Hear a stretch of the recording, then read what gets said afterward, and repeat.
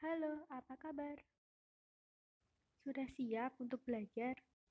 Kali ini kita akan mempelajari materi sistem reproduksi, yaitu tentang struktur dan fungsi alat reproduksi. Struktur sistem reproduksi dibagi menjadi dua, yaitu pada laki-laki dan pada perempuan. Struktur alat reproduksi pada laki-laki dan perempuan dibagi menjadi dua bagian, yaitu secara internal dan eksternal. Secara internal yaitu bagian yang tidak dapat dilihat langsung oleh mata karena letaknya di dalam tubuh. Sedangkan secara eksternal yaitu bagian yang dapat langsung dilihat oleh mata karena letaknya di luar tubuh. Pertama, kita akan membahas tentang struktur alat reproduksi pada laki-laki, yaitu secara eksternal. Struktur reproduksi laki-laki secara eksternal yaitu penis dan skrotum. Penis mengandung uretra dan 3 silinder jaringan erektil yang seperti spons.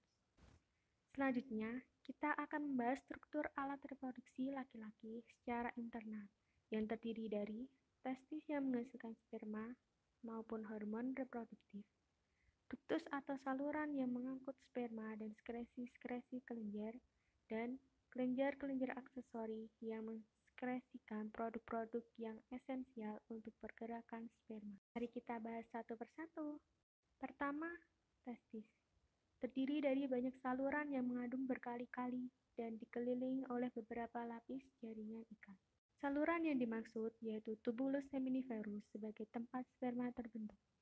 Di antara tubulus-tubulus seminiferus tersebar sel-sel Leydig yang menghasilkan testosteron dan androgen. Produksi sperma akan terjadi dengan benar jika suhu testis lebih rendah daripada suhu tubuh normal.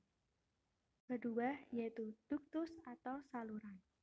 Setelah sperma terbentuk dari tubulus seminiferus sebuah testis, sperma akan melewati saluran-saluran yang menggulung yang disebut dengan epididymis.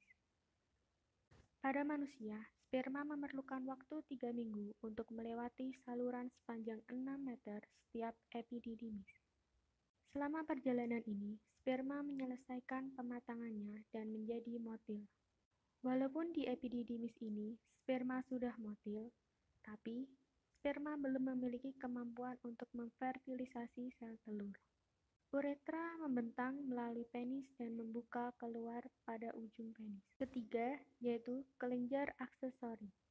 Ada 3 kelenjar aksesoris, yaitu vesicula seminalis, kelenjar prostat, dan kelenjar bulbouretra. Vesicula seminalis menyumbangkan sekitar 60% volume semen. Kelenjar prostat mensekresikan produk-produknya langsung ke dalam uretra melalui beberapa saluran kecil. Sedangkan kelenjar bulbouretra mensekresikan mukus jernih yang menetralisasi urin asam apapun itu yang tersisa di dalam uretra sebelum ejakulasi. Cairan bulbouretra juga mengangkut beberapa sperma yang dilepaskan sebelum ejakulasi. Struktur alat reproduksi selanjutnya yaitu pada perempuan. Sama seperti pada laki-laki, struktur reproduksi perempuan dibagi menjadi dua, yaitu secara eksternal dan secara internal. Pertama, secara eksternal, terdiri dari vagina dan vulva. Vagina sebagai penampung sperma saat kopulasi juga berfungsi sebagai saluran lahir tempat bayi dilahirkan, membuka ke arah luar pada vulva. Labia mayora yaitu sepasang tepian yang tebal dan berlemak, ini membungkus dan melindungi bagian vulva yang lain. Bukaan vagina dan bukaan uretra yang terpisah terletak di dalam rongga yang dibatasi oleh sepasang lipatan kulit tipis, yaitu labia minora. Selanjutnya ada klistoris yang terletak di bagian persimpangan labia minora.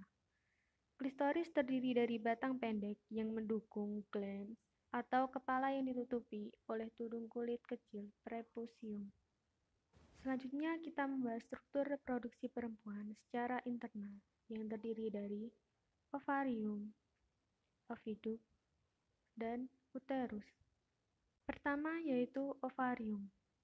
Di dalam ovarium terdiri dari folikel yang terdiri dari oosit. Di ovarium ini terjadi oogenesis, yaitu pembentukan oosit. Folikel yang nantinya ditinggalkan oleh oosit setelah ovulasi akan berubah menjadi korpus luteum. Kemudian ada oviduct atau tuba Fallopi yang membentang ke arah masing-masing ovarium. Saat ovulasi, sel telur dilepaskan. Fimbria membantu oosit masuk ke tuba Fallopi. Silia pada lapisan epitel saluran oviduct membantu mengumpulkan sel telur yang menarik cairan dari rongga tubuh ke dalam oviduct. Yang terakhir yaitu uterus. Uterus merupakan organ yang tebal dan berotot yang dapat mengembang selama masa kehamilan. Lapisan bagian dalam uterus disebut endometrium, sedangkan serviks merupakan bagian leher dari uterus yang membuka ke dalam vagina. Bagaimana penjelasan tentang materi sistem reproduksinya? Sebelum menutup belajar kali ini, mari kita simpulkan hasil belajar ini.